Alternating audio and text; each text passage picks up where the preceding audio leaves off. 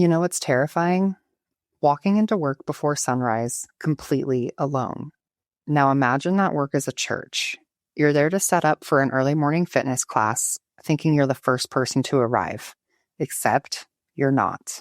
Because someone else has already been inside for almost half an hour, dressed like a police officer, wandering the halls, breaking windows, and apparently waiting.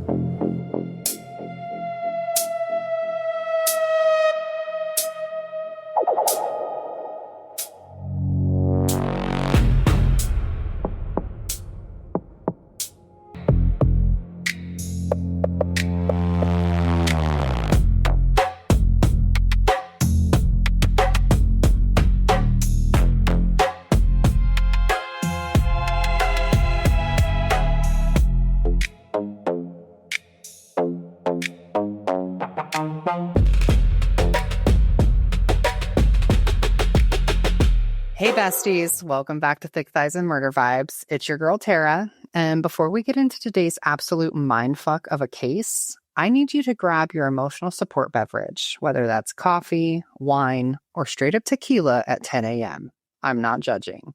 And maybe prep your marijuana delivery method of choice, because you're going to want that for this one. Because we're about to dive into a case that has kept me up at night, pissed me off beyond belief, and made me want to throw my laptop out a window approximately 17 times while researching it. Today, we're talking about Missy Bevers. And if you've never heard of this case, buckle the fuck up, because I'm about to ruin your whole week. Now, picture this. It's April 18th, 2016, Midlothian, Texas. A fitness instructor named Missy Bevers wakes up at the ass crack of dawn. We're talking 4 a.m. to go teach a Camp Gladiator boot camp class at a local church, Creekside Church of Christ, to be exact. Now, Missy is a mom of 3. She's 45 years old. She's beloved in her community, and she's just trying to help people get their fitness on before the sun even comes up. Wholesome, right? Wrong. Because when Missy walks into the church at 4:18 in the morning to set up her equipment, someone is already inside. Someone dressed head to toe in what looks like full police tactical gear, helmet, vest, the whole 9 yards. And this person, we still don't know who the hell they are, which is insane. This person is just casually strolling through the church hallways like they're window shopping at a fucking mall, breaking glass, opening doors, and carrying a hammer. And then Missy encounters them. And Missy is murdered. Her body is found less than an hour later when her fitness class participants start showing up. She's been beaten with what investigators believe was that hammer. And here's the part that a lot of people don't know. She was also shot. Gunshot wounds were the primary cause of death, according to the FBI records. So we're not just talking about a random attack. We're talking about someone who came prepared, someone who brought a gun, and someone who wanted Missy Bevers dead. And here's where I lose my goddamn mind. It has been 10 years. That's right, a full decade, and we still don't know who killed her. Let me repeat that for the people in the back. A woman was murdered inside of a church while preparing to teach a fitness class. The entire thing was caught on surveillance footage, and we have a video of the suspect walking around in their little tactical cosplay outfit, and somehow this case is still unsolved. How is that even possible? We have footage, we have a timeline, we have a suspect on camera, and yet the person who did this is just out there, living their life, probably sleeping soundly at night while Missy's 3 daughters have spent the last 10 years without their mother. While her husband, Brandon, has had to answer questions, deal with speculation, and live under the shadow of suspicion because, let's be real, the spouse is always a suspect, even when there's literal video evidence of someone else in the building.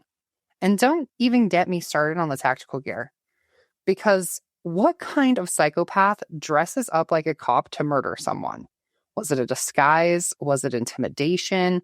Was this person trying to look official in case anyone saw them? Or were they just a fucking weirdo with a god complex and access to a police surplus store? The gait analysis. We're going to get deep into this later. Shows this person walking with this weird, distinctive shuffle, almost like they're injured or elderly or deliberately trying to disguise how they walk. People have spent years analyzing this footage frame by frame, and we still can't definitely say if this is a man or a woman, young or old, or someone Missy knew, or if this was just a complete stranger. And the Midlothian Police Department, bless their hearts, they say the case is still, quote, active, and they're still evaluating leads. They're still committed to bringing the person responsible to justice. I genuinely hope this is true, because from the outside looking in, it's giving loading screen. I'm not saying investigating a murder is easy. It's absolutely not. I'm not a detective. I'm just your unhinged bestie with a podcast, way too many browser tabs open, and a Google search bar. But help me understand this. You've got surveillance footage, physical evidence, a narrow timeline. You've got a victim whose schedule was public enough that someone knew exactly where she'd be before sunrise. And somehow, we're still here. 10 years later, arguing over someone's walk like the internet suddenly came home to 47,000 certified gait analysts. Every time this case pops up online, somebody in the comments like, actually, based on the angle of the left foot, sir, respectfully, no. Was it someone she knew? Was it a targeted hit? Was it mistaken identity? Or was it just some tactical gear-wearing psychopath who woke up and chose violence before most of us have had our first cup of coffee? We're going to dig into every major theory, and I'm warning you now, none of them are satisfying, because no matter which rabbit hole you disappear into, they all end in the same place. Missy Bevers is dead, her family has spent a decade without answers, and the person responsible is still out there. So, whoever you are, you tactical gear-wearing, church-creeping, hammer-carrying, dollar store, SWAT-looking absolute waste of oxygen, I hope you're uncomfortable. I hope every time this case trends, your stomach drops. I hope every unexpected knock at your door makes your heart race just a little bit. Because people haven't forgotten Missy. The internet hasn't forgotten Missy. And true crime communities have a tendency to obsess over the one thing you probably wish would just go away. One day, I hope somebody finally says your name out loud, and I hope it's in a courtroom. And when they do, I'm going to be here to cover it. All right, besties, let's get into it. This is the murder of Missy Bevers, and I am not holding back. Before we get into the absolute shit show that is this investigation, we need to talk about who Missy Bevers actually was. Because here's the thing that pisses me off about true crime coverage sometimes. We get so focused on the mystery, the suspects, the theories, that we forget there was a real human being in the center of all of this. A person with a life, a person with dreams, with people who love her, and Missy deserves better than to just be that fitness instructor who got murdered in a church. Let's talk about Terry Leanne Bevers. Yes, her real name was Terry, but everyone called her Missy. She was born in August of 1970, which made her 45 years old when she died. And can we just acknowledge that 45 is so young? Like, that's not even halfway through a normal lifespan. She should be here right now in her mid-50s, probably posting inspirational fitness content on Instagram and being that cool mom who embarrasses her daughters by knowing all the TikTok dances. Missy was a wife and a mother first and foremost. She married Brandon Bevers in 1998, so they'd been together for about 18 years when she died. 18 years. That's almost 2 decades of building a life together. They had 3 daughters, and by all accounts, Missy was absolutely devoted to those girls. She was the kind of mom who showed up, you know what I mean? Not just physically present, but present, involved in their lives, supportive, loving, the whole deal. And here's what gets me emotional, besties. Those girls were still young when their mom was murdered. They've had to grow up without her. No mom at graduation, no mom helping them get ready for prom, no mom to call when they're having a bad day or need advice or just want to hear someone tell them it's going to be okay. That's what was stolen from them. Not just a mother, but all those future moments they'll never get to have. But Missy, she wasn't just a mom. She was also this incredibly passionate fitness instructor. And from everything I've read, she was good at it. She taught Camp Gladiator classes. If you're not familiar, Camp Gladiator is this intense outdoor group fitness program. We're talking boot camp style workouts, early morning sessions, the kind of thing where you're doing burpees in a parking lot at 5 a.m. while questioning all of your life choices. It's hardcore and definitely not something you would find me doing. But Missy, she loved it. She wasn't just phoning it in for a paycheck. She genuinely cared about helping people get healthy and strong. Her students loved her. They showed up at 5 in the goddamn morning because Missy made it worth it. She was motivating. She was encouraging. She made fitness accessible and fun, even when you wanted to die during your third set of mountain climbers. She was building something, you know? She had this whole community of people who relied on her, who looked forward to seeing her, who trusted her to push them and support them. It's not nothing. That's a life with purpose and meaning. Now, Missy lived in Red Oak, Texas, with her family, small town, tight-knit community, the kind of place where people know each other and look out for each other. She was active in her church community, obviously, since she was literally holding fitness classes at Creekside Church of Christ.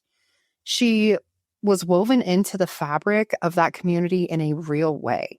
And here's where I start getting angry all over again. Because what about Missy Bevers made her a target? Was it something specific about her? Or was she just in the wrong place at the wrong time? Because if this was targeted, if someone specifically wanted Missy dead, then what the hell did she do to deserve that? And I don't mean deserve like she actually did something wrong. I mean, what could possibly motivate someone to plan out this elaborate murder, to dress up in tactical gear, break into a church, wait for her to arrive, and then kill her? That's not a crime of passion. That's not a spur of the moment thing. That's premeditated as fuck.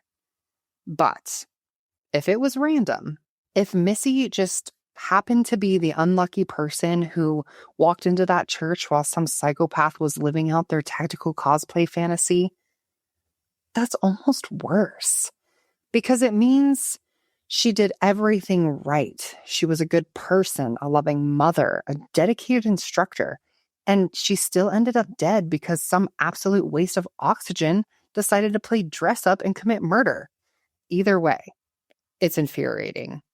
What we know from the investigation, and we'll get deeper into this later, is that Missy's life wasn't perfect. Whose is, right? There were financial struggles. There were some marital issues between her and Brandon. But here's the thing. Lots of people have money problems. Lots of marriages go through rough patches. That doesn't mean you deserve to be murdered in a church at 4 a.m. And I think it's important to acknowledge that Missy was a complex human being. She wasn't a saint. She wasn't perfect. She was just a person trying to do her best. She was working hard to support her family through her fitness business. She was navigating the challenges of marriage and motherhood and trying to stay afloat financially like millions of other Americans. She was real. The people who know her describe her as warm, funny, dedicated, and genuine. She had this infectious energy that made people want to be around her. She was the kind of person who could get you excited about doing fucking burpees at dawn, which honestly is a superpower if you think about it. Her Facebook page, which is still up, by the way, and yes, I did look at it, and yes, it made me tear up, is full of motivational posts, pictures with her daughters, fitness updates, and just normal life stuff. Pictures of family dinners, proud mom moments, workout selfies. It's the digital footprint of someone who was living a full, engaged life. And then it just stops. April 18th, 2016. That's it. No more posts, no more pictures, no more life updates. Just this abrupt, violent end to a story that should have had so many more chapters. When I talk about this case, when I get angry about the lack of answers, when I go on unhinged rants about the investigation, it's because Missy Bevers deserves better. Her daughters deserved to grow up with their mother. Her husband deserved to grow old with his wife. Her students deserved to keep showing up at those 5 a.m. classes and complaining about burpees while secretly being grateful for her encouragement. The person who killed her took all of that away. And they're still out there, still free, still living their life while Missy's family lives with this gaping wound that will never fully heal. So yeah, besties, that's who Missy Bevers was. Not just a victim, not just a case file, a real person whose life mattered, whose death matters, and whose killer needs to be caught. Now, let's talk about the morning when everything went wrong. This is where things are going to get dark. This is where we talk through the timeline of Missy's last morning, and I'm warning you right now. It's going to make you angry. It's going to make you sad, and it's going to make you wonder how the absolute fuck someone got away with this. So, on Monday, April 18th, 2016, for most people, it's just another Monday. Alarm clocks going off, hitting snooze, dreading the work week. We all know the drill. But for Missy Bevers, Mondays mean early morning Camp Gladiator classes. And I mean early. We're talking she had to wake up around 3:30 or 4 to get ready, gather her equipment, and drive to Creekside Church of Christ in time to set up before her 5 a.m. class. Can we just take a moment to acknowledge how dedicated you have to be to wake up at that ungodly hour? I can barely drag my ass out of bed at 7 a.m. And this woman is up before the sun, getting ready to motivate other people to do burpees in a church parking lot. That is commitment. That is passion. And that is someone who genuinely loved what they did. So, Missy goes through her routine. She gets dressed in her workout gear, probably has some coffee, I'm assuming, because how else do you function at that hour? Grabs her equipment, cones, weights, whatever she needs for the class, kisses her family goodbye while they're still sleeping, and she heads into the dark Texas morning. Now, here's what's important. Missy's schedule was public. Camp Gladiator posts class times and locations online. Anyone could look up when and where Missy would be teaching. Anyone could know that she'd be at Creekside Church of Christ at 4:30 in the morning, alone, in the dark, setting up for class. I want you to keep that in mind because it's going to piss you off later. Now, Missy arrives at the church at around 4:18 a.m.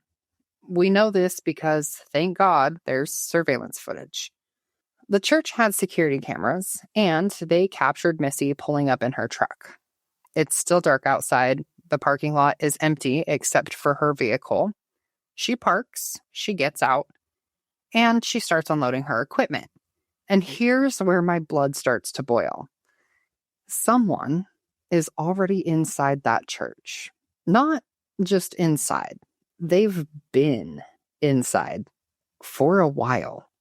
The surveillance footage shows that this person, our tactical gear wearing psychopath, entered the church sometime around 3:50 a.m., almost half an hour before Missy even arrived. Let me paint you a picture of what this absolute waste of oxygen was doing while waiting for Missy to show up. The cameras inside the church capture this person, and I'm going to keep saying person because we genuinely don't know if this is a man or a woman, which is insane. So it captures this person walking through the hallways, not running, not hiding, just casually strolling like they're on a fucking Sunday afternoon walk through a museum. They're dressed head to toe in police tactical gear. Full SWAT style getup. Helmet with police written on it, tactical vest, gloves, the whole costume. And they're carrying a hammer. This person walks down hallway after hallway, and they're just breaking shit. Smashing glass and doors, prying open rooms. It's like they're doing a reconnaissance mission. Or maybe they're looking for something. Or maybe, and this is what I think, they're just killing time until Missy arrives. They're preparing, they're getting comfortable in the space, they're making sure they know the layout.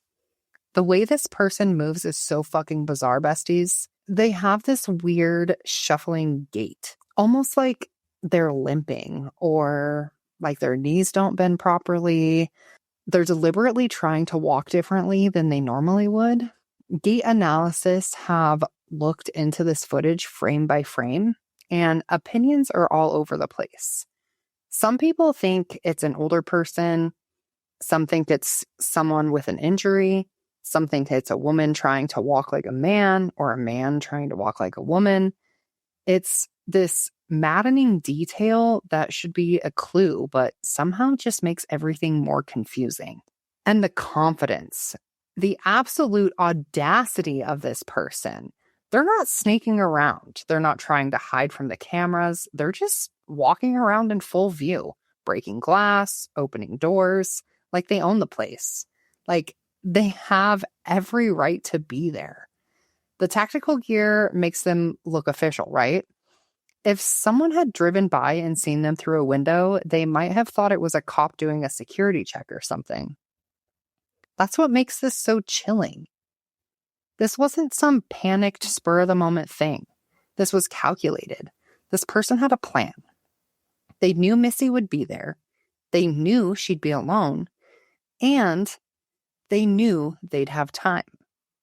So again, Missy arrives at 4:18 a.m. She's got her equipment. She's probably thinking about the workout she's going to lead, mentally running through the exercises, hoping some of her regulars show up despite the early hour and the rainy weather. Yeah, it was raining that morning, which meant the class would be held inside the church instead of outside in the parking lot. Missy enters the church, and somewhere in those hallways, she encounters the person in tactical gear. We don't have footage of the actual encounter. The cameras didn't capture that moment, which is just, of course they didn't, right? Of course, the most critical moment isn't on camera. But we know it happened. We know that somewhere between 4:18, when Missy entered the church, and 4:35, she was attacked. The autopsy and FBI records tell us that Missy suffered blunt force trauma, consistent with being hit with that hammer we saw the suspect carrying. But here's what most people don't know, and what makes this even more horrifying. Missy was also shot. Gunshot wounds were the primary cause of death. So this person didn't just beat her with a hammer. They shot her. They brought a gun. This wasn't just about incapacitating her or scaring her. This was about making absolutely sure she was dead. Now think about that for a second. Think about the level of intent that requires. You don't bring a gun to a church at 4 a.m. unless you're planning to use it. You don't dress up in tactical gear and wait in the dark unless you're committed to what you're about to do. Missy fought. I don't know the specific details of the struggle. Police have kept a lot of that information close to the vest. But I know she fought because Missy was strong. She was a fitness instructor, for God's sake. She wasn't going down without trying to defend herself. But she was ambushed. She was caught off guard by someone who was prepared, who was armed, and who had been planning this. And then this person, this absolute monster, just leaves. They walk out of that church, get into their vehicle, we'll talk about the vehicle footage later, and drive away. Just like that. Mission accomplished. Missy Bevers is dead on the floor of a church, and her killer is gone. At 4:35 a.m., the first of Missy's students starts arriving for class. Can you imagine? You show up for your Monday morning workout, probably still half asleep, and you find your instructor's body. The person who's been motivating you, encouraging you, helping you get stronger, just laying there, dead. The first student to arrive immediately calls 911. Within minutes, the parking lot is flooded with police cars, ambulances, first responders, but it's too late. Missy's already gone. She's been gone for at least 10 minutes, maybe 15 minutes by the time anyone finds her. By 4:50 a.m., it's officially a crime scene. Yellow tape goes up, investigators start arriving. The church, this place of worship, this community gathering space, is now the site of a brutal murder. And here's what makes me want to scream. Nobody saw anything. The church is right off of Highway 287. It's not in the middle of nowhere. There are businesses nearby. There's traffic on that road even in the early morning hours. And somehow nobody noticed a person in full tactical gear breaking into a church. Nobody saw a suspicious vehicle. Nobody thought it was weird that there were lights on inside a church at 4 a.m. Or maybe someone did see something and didn't think it was important. Maybe someone drove by and saw the person in the tactical gear and thought, oh, must be a cop checking on the building. Because that's what the costume was for, right? To make this person look official. To make them blend in even while they were committing murder. The Midlothian Police Department responds in full force. This is a small town. Population is around 18,000 at the time. They don't get a lot of murders. And they definitely don't get murders like this. A fitness instructor killed in a church while preparing for class, with surveillance footage of a suspect in tactical gear. This is the kind of case that makes national news. This is the kind of case that should be solvable. Keyword there being should be. But here we are, 10 years later, and that person is still out there. The crime scene is processed, evidence is collected, the surveillance footage is reviewed. Investigators start building a timeline, interviewing witnesses, trying to figure out who the hell would want Missy Bevers dead. And Missy's family, Brandon, her 3 daughters, her parents, her friends, they're getting the worst phone call of their lives. They're being told that Missy isn't coming home, that she was murdered, that someone killed her in a church. A church, besties. A place that's supposed to be safe, a place that's supposed to be sacred, and someone turned it into a murder scene. So that's the timeline. That's the morning of April 18th, 2016. That's how Missy Bevers' life ended. Ambushed in the dark by someone who planned it, who waited for her, who killed her and walked away like it was nothing. And that person is still out there, still free, still living their life. But we're not done. Not even close. Because now we need to talk about the surveillance footage in detail. We need to talk about the tactical gear, the weird walk, and why the hell this person thought they could get away with this. Spoiler alert, so far, they have. Okay, besties, buckle up because we're about to spend the next 15 minutes talking about the most analyzed, most scrutinized, most frustrating piece of surveillance footage in modern true crime history. And I'm going to lose my mind approximately 47 times during this segment, so just prepare yourselves. The Creekside Church of Christ had security cameras. Thank God, right? Because without this footage, we'd have literally nothing. No description of the suspect, no timeline, no evidence of what happened before Missy arrived. So yes, I'm grateful the cameras were there. But also, I want to throw every single frame of this footage into the sun because it has been 10 years and we still don't know who this person is, despite having video of them casually strolling through a church like they're shopping for throw pillows at HomeGoods. Let's break down what we're seeing frame by frame, because I've watched this footage so many times, I could probably recreate it in my sleep. And I hate that about myself. First of all, let's talk about what this person is wearing, because it's not just dark clothing or a hoodie. No, no, no, no, no. This absolute psychopath showed up to commit murder dressed in full police tactical gear. And I mean full.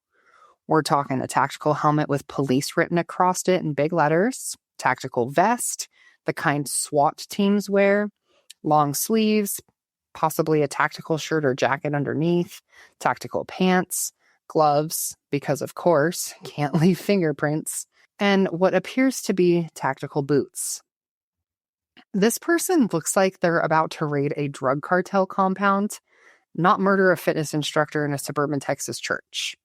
The level of commitment to this costume is honestly impressive in the most horrifying way possible. This isn't someone who threw on a ski mask and hoped for the best.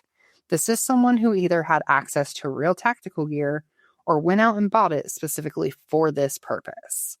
And here's what makes me scream, at least what makes me want to scream. That gear is distinctive. It's not common. You can't just walk into Target and pick up a full SWAT costume. So where did this person get it? Did they buy it online? Did they steal it from a police supply store? Do they work in law enforcement or security? Are they military? These are questions that should have answers by now. But apparently, we're just living in a world where someone can dress up like a cop and commit murder and nobody can figure out who they are. The helmet is particularly interesting because it obscures the person's face almost completely. You can't see their features, their hair color, their skin tone, nothing. It's like they knew exactly how to make themselves unidentifiable on camera, which again suggests planning. This wasn't spontaneous. This was thought out. Next, we're going to talk about the walk. This is where I really start to lose it, because the way this person moves through the church is so weird and so distinctive that it should be a smoking gun clue. But instead, it's just this maddening mystery that's spawned thousands of theories and zero answers. This person doesn't walk normally. They have this shuffling, almost waddling gait. Their feet turn outward slightly. They don't bend their knees much when they walk. It's almost like they're stiff-legged or like their joints don't work properly. They move slowly, deliberately, with this odd swaying motion. Some people describe it as duck-footed. Some say it looks like someone with a knee or hip injury. Some think it looks like an older person, maybe someone in their 50s or 60s with arthritis or mobility issues. Others think it's a younger person deliberately trying to walk differently to describe their normal gait. And here's the thing. Gait analysis is actually a real forensic tool. The way you walk is as unique as a fingerprint. Your stride length, your foot placement, how you swing your arms, how you distribute your weight, all of that creates a pattern that's distinctly yours. So theoretically, if investigators could identify someone and compare their walk to this footage, they could potentially make a match. But that requires having a suspect to compare it to. And we don't. We have nothing. Body language experts have weighed in on this footage over the years, and their opinions are all over the map. Some say the gait suggests a woman, possibly someone who's overweight or has a larger build. Others say it's definitely a man, maybe someone who's trying to walk like a woman to throw off investigators. Some think the person is genuinely injured or disabled. Others think the whole thing is an act, that this person is walking weird on purpose to make themselves harder to identify. My personal opinion? I think this person knew they were on camera. I think they knew their walk would be analyzed, and I think they deliberately moved in a way that would be confusing and hard to pin down. Because if you're going to dress up in tactical gear and break into a church to commit murder, you're probably smart enough to know that your gait could give you away. But also, maybe I'm giving them too much credit. Maybe they really do walk like that. Maybe they have a genuine physical issue that makes them move that way, in which case, How has nobody recognized this person? If someone in Midlothian or the surrounding area walks with this distinctive shuffle, wouldn't their friends, family, or coworkers notice? Wouldn't someone see this footage and think, holy shit, that looks like my neighbor, brother, or coworker? Unless this person isn't local, unless they came from somewhere else, specifically to kill Missy, and then disappeared back to wherever they came from, which opens up a whole other can of worms about motive and planning. This person is inside the church for almost half an hour before Missy arrives.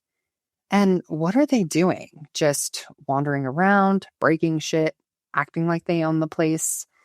The footage shows them walking down multiple hallways, trying different doors, using the hammer to break glass in door windows, prying open rooms. They're not in a hurry. They're not panicking. They're just methodically moving through the building like they're conducting a search or familiarizing themselves with the layout. And this is what is so chilling to me. This looks like reconnaissance. This looks like someone who's preparing for something. They're checking rooms, breaking into spaces, making sure they know where everything is. Are they looking for Missy? Are they trying to find the best place to ambush her? Are they just killing time until she arrives? The hammer is visible in multiple shots. It's not a small hammer. It looks like a standard claw hammer, the kind you'd use for construction or home repairs. And they're using it to break glass, to pry open doors, to force their way into locked spaces. This is a tool, but it's also a weapon. And we know from the autopsy that Missy suffered blunt force trauma consistent with being struck by a hammer. So, this person brought the hammer specifically to be used as a weapon. They didn't just grab it from a toolbox in the church. They came prepared. What absolutely enrages me is how casual this person seems. There's no urgency, no fear. They're just strolling around, breaking things, completely confident that they're not going to get caught. And you know what? They were right. Because here we are, 10 years later, and they haven't been caught. Male or female, young or old, this is the million-dollar question. And the answer is, we don't fucking know. The tactical gear makes it impossible to determine the person's body shape with any certainty. The helmet hides their face and hair. The gait is ambiguous enough that experts can't agree on whether it suggests male or female. Some people are convinced this is a woman. They point to the hip sway, the way the person moves, the overall build visible under the tactical gear, and they think it's someone who's maybe 5'6" to 5'8", stocky build, possibly female.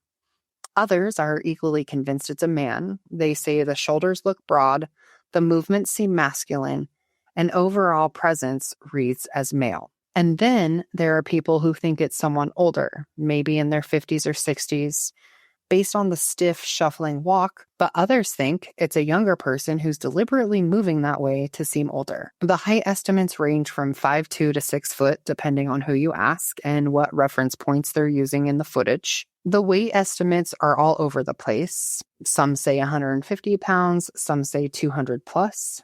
We don't know anything. And that's what makes this so frustrating. We have footage. We have this person on camera for several minutes, and we still can't definitively say if they're male or female, if they're young or old, short or tall. The tactical gear did exactly what it was supposed to do. It made this person anonymous. Why dress like a cop? Here's what keeps me up at night. Why the police costume? What was the point? Theory 1. It's a disguise. If anyone saw this person entering or leaving the church, they'd think it was a cop doing a security check. It provides cover. It makes them look official and legitimate. And nobody questions a person in police tactical gear. Theory 2, it's intimidation. Maybe this person wanted Missy to see them and think she was dealing with law enforcement. Maybe they wanted her to comply, to not fight back, and to trust them for just long enough to get close. Theory 3, it's psychological. Maybe this person has a cop fantasy. Maybe they're obsessed with law enforcement. Maybe they're a wannabe cop who couldn't make it through the academy. Maybe they're someone who feels powerless in their real life and the tactical gear makes them feel strong and in control. And theory 4, it's practical. The gear provides protection. It hides their identity. It has pockets for weapons and tools. It's functional for what they're planning to do. Or maybe it's all of the above.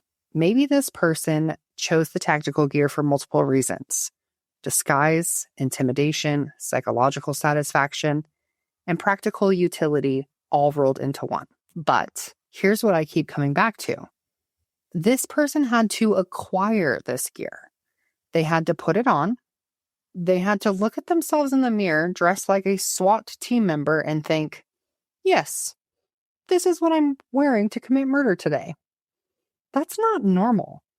That's not the behavior of someone who's thinking clearly or acting on impulse. That's someone with a plan, with a fantasy, with a specific vision of how this was going to go down. And here's the part that makes me want to throw my laptop out the window. This footage should have been enough. We have clear video of a suspect. We have their gait, their build, their movements. We have timestamps showing exactly when they were in the church. We have footage of them breaking glass and carrying a hammer. This should have been solvable.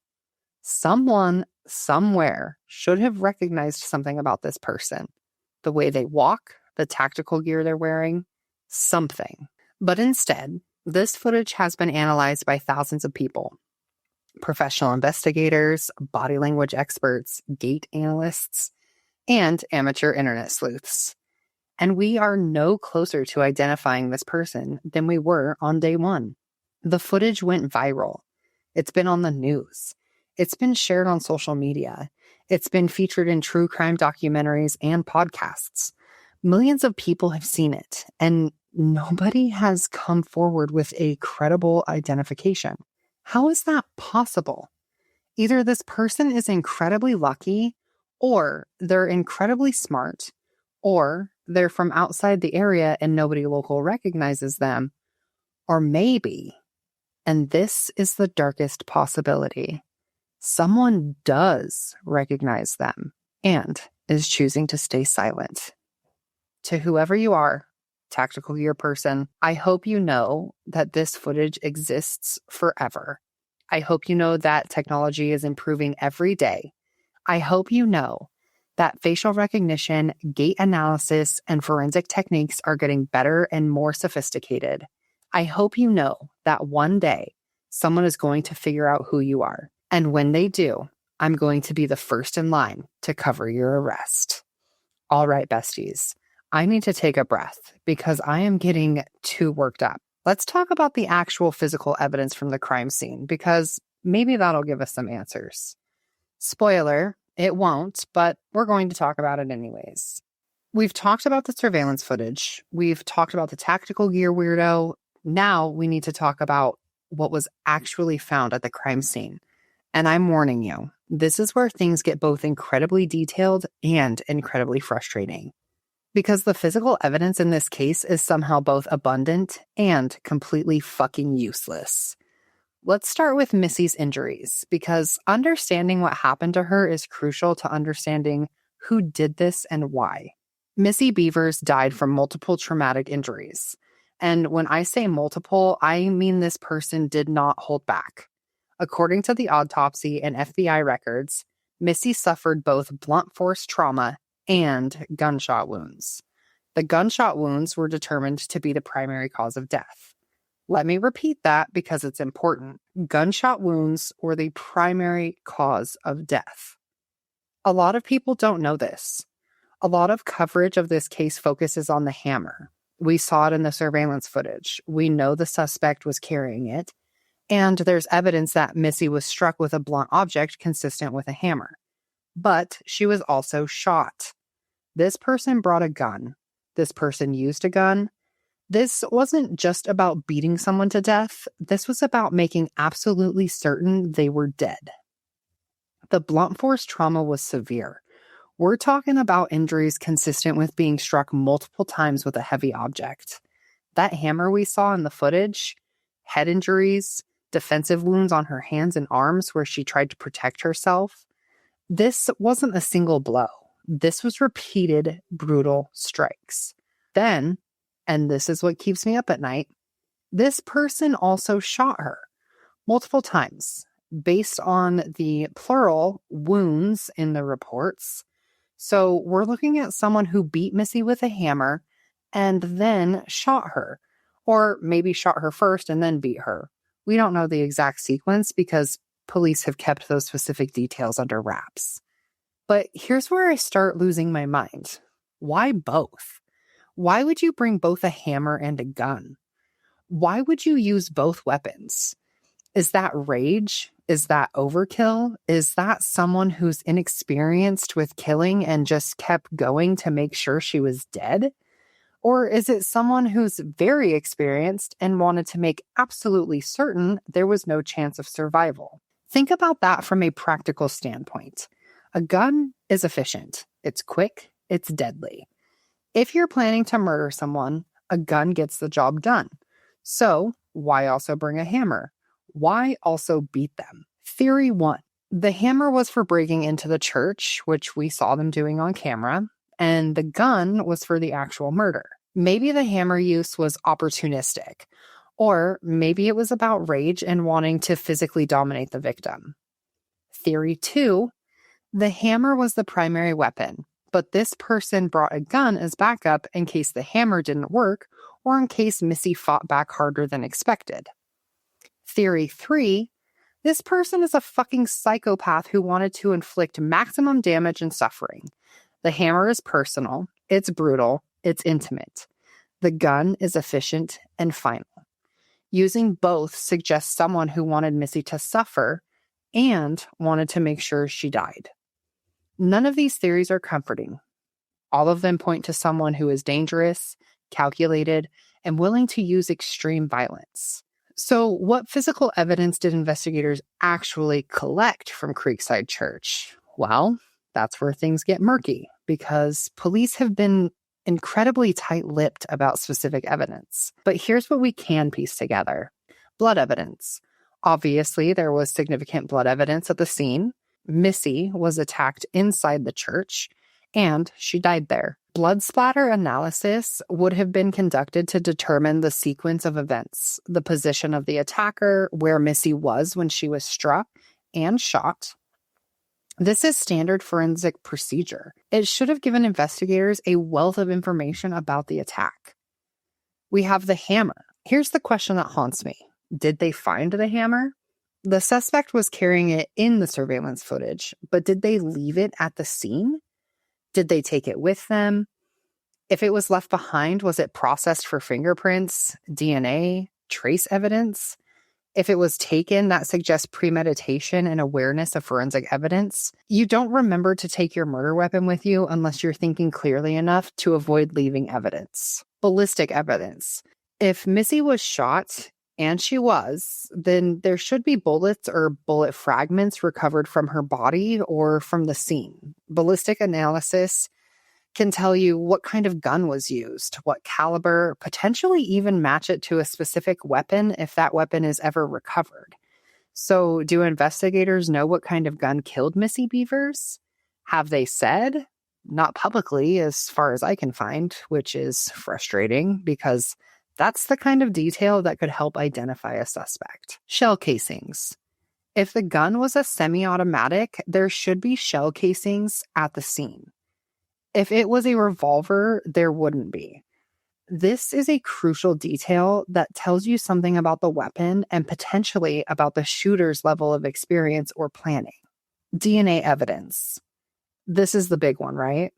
In 2016, DNA analysis was already sophisticated. If the suspect touched anything, left any biological evidence, sweat, skin cells, hair, blood, if they were injured during the struggle, they should be recoverable. Did they find any DNA that doesn't belong to Missy or to people who had legitimate reasons to be in that church? If so, Have they run it through databases? Have they done genetic genealogy like they did the Golden State Killer? Fingerprints. The suspect was wearing gloves in the surveillance footage, which suggests that they were aware of fingerprint evidence. But did they wear those gloves the entire time? Did they touch anything before putting them on or after taking them off? Churches have lots of services. Door handles, glass, railings. Was everything processed? We have trace evidence. Fibers from the tactical gear, shoe prints, dirt or debris tracked in from outside. All of this is potential evidence that could link a suspect to the scene. And here's what makes me want to scream into the void. We don't know what evidence was actually found and processed. Police aren't saying.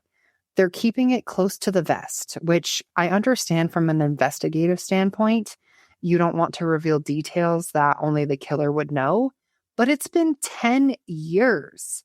At what point does transparency become more valuable than secrecy? Based on what we do know, here's what the physical evidence suggests about Missy's killer. They had access to firearms. Not just access, they were comfortable enough with guns to bring one to a murder and use it effectively. This could mean they're a gun owner, they're military or law enforcement, they're a hunter, or they're just someone who's familiar with firearms. In Texas, that's not exactly a narrow pool of suspects. They're physically capable of violence. Beating someone with a hammer requires strength and the willingness to get up close and personal with your victim. This isn't shooting someone from a distance. This is brutal, physical, exhausting violence. The suspect had to be strong enough and fit enough to overpower Missy, who was a fitness instructor and not small or weak. They planned this. The combination of weapons, the tactical gear, the timing, all of it suggests premeditation. This wasn't a crime of passion, where someone grabbed the nearest object in a moment of rage. This was planned, prepared for, and executed with intention. They were willing to use excessive force. The combination of blunt force trauma and gunshot wounds suggests someone who either wanted to make absolutely sure Missy was dead, or someone who was enraged and couldn't stop themselves from continuing the attack even after it was clearly fatal. Here's what frustrates me about the evidence in this case.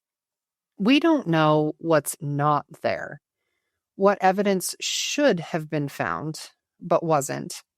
Did the suspect leave no DNA, no fingerprints, no trace evidence? If so, that suggests an incredibly careful, forensically aware killer. Or did investigators just not find it? Did they miss something? Did they not process something they should have? And the weapon choice still doesn't make sense to me. A hammer and a gun? It's overkill in the most literal sense. It's excessive. It's almost like two different methods of killing. One brutal and personal, one efficient and distant. What does that tell us about the killer's state of mind? Were they enraged? Were they methodical? Were they inexperienced and panicking? Were they experienced and thorough? I don't have answers, besties, and apparently neither do the investigators. Because if the physical evidence pointed clearly to a suspect, we'd have an arrest by now. To the Midlothian Police Department, I know you're doing your job. I know you're working with what you have, but it's been 10 years. That evidence you're sitting on that hasn't been fully analyzed, what technology exists now that didn't exist in 2016 that could be applied to this case? Have you done genetic genealogy on any DNA evidence? Have you re-examined the ballistic evidence with fresh eyes? Have you brought in outside experts to review the case? Because Missy Bevers deserves answers. Her family deserves answers. And somewhere out there, a killer is walking free because we can't figure out what the physical evidence is telling us. Okay, besties. So let me recap what we just covered because I need you to sit with this for a second. We had Missy Bevers, a 45-year-old fitness instructor, mother of 3, beloved by her community, A woman living her best life, and then on April 18th, 2016, someone in full tactical gear walked into that church and murdered her brutally with a hammer and a gun. We have them on camera. We have their walk, their movements, their entire presence documented on surveillance footage. And we have absolutely nothing. No identification, no arrest, no closure. Just a decade of dead ends and forensic evidence that apparently tells investigators absolutely nothing useful. But here's where it gets interesting, besties, because if this tactical gear person isn't the obvious answer, if they're not someone we can just identify and arrest, then we need to look at everyone else. The people close to Missy, the people with motive, the people with secrets. In part 2, we're diving into the financial troubles, the marital strain, the persons of interest, and the theories that have kept true crime communities arguing for 10 years. We're talking about suspects, cover-ups, and investigative failures that will make your blood boil. So grab your emotional support beverage and your marijuana delivery method of choice, because part 2 is where this case gets unhinged. Until next time, lock your doors, trust your gut. And if you happen to know someone casually wandering around in tactical gear at 4 o'clock in the morning, maybe ask a few questions. I'll see you in part 2.